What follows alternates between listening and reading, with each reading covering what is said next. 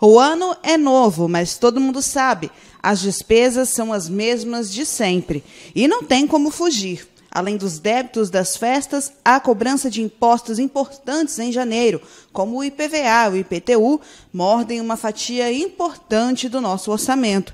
E quem não se prepara, sofre para manter as contas em dia. Bem, uma primeira coisa a gente tem que lembrar que essas contas elas já venceriam. Nós sabíamos que elas venceriam e o interessante seria que a pessoa já tivesse uma reserva. O 13º, ele pode ser utilizado de uma maneira estratégica como forma de conseguir descontos.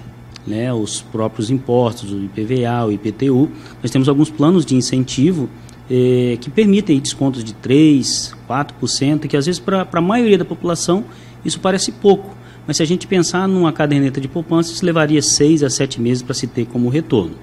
Isso considerando que o cidadão ele tem esse dinheiro, ele tem esse precavido. Caso ele não tenha se precavido, seria interessante as formas de financiamento que se apresentam no mercado. Para quem tem filhos, um agravante, material escolar e matrícula aumentam ainda mais o gasto familiar.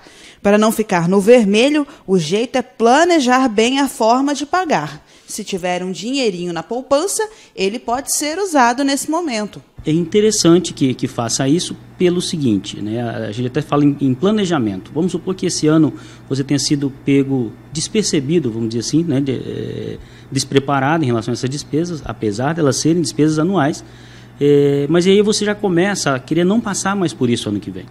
Então a ideia seria fazer uma somatória de todas essas despesas, material escolar, IPVA, IPTU, essas despesas anuais, dividi-las em 12 vezes e começar a fazer uma poupança para que no ano que vem você tenha esse capital disponível.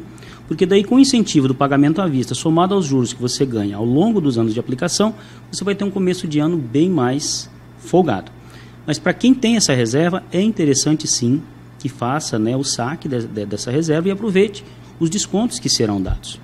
No material escolar, eu até digo que seria importante, é de praxe fazer os orçamentos.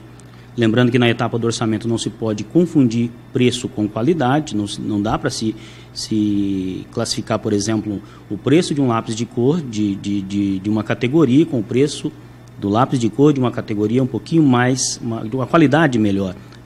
Mas feitos os orçamentos, é sempre interessante a gente chamar o vendedor para uma negociação. Eu até coloco assim, dividir isso em algumas etapas. Primeiro o orçamento, depois do orçamento pronto, revelar que pretende pagar à vista, vai vir um desconto inicial. E se for o caso, num terceiro momento, revelar que você vai pagar em dinheiro, porque às vezes o próprio débito ele gera despesas para o empresário que ele acaba tendo que repassar.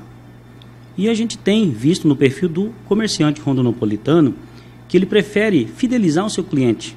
Quando ele não precisa arcar com essas taxas, ele repassa esse desconto para o cliente como forma de fidelizá-lo e fazer com que o dinheiro circule no mercado local.